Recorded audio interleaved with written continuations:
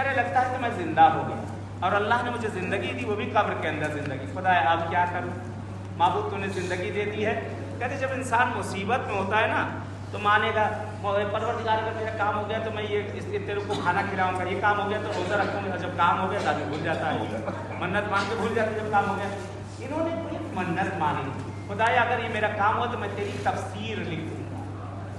بہرحال انہوں نے کچھ اس کی جلدیں لکھی اور پھر بھول گئے. ان کی بڑی مشہور تفسیر ہے تفسیر تبرسی، جس کو تفسیر البیان کہا جاتا ہے. بہرحال وہ نہیں لکھ سکے، یہ انتقال ہو گیا.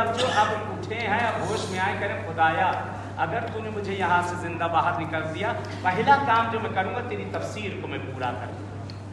کہتے ہیں کہ اور جناب زہرا سے بہرحال متوجہ ہوئے، شہزادی کونین سے ایک منت مانی تھی کہ شہزادی کے لیے ایک ذکر کیا کرتے تھے کہ جس ذکر کو میں نے بس میں بہرحال بیان کیا تھا.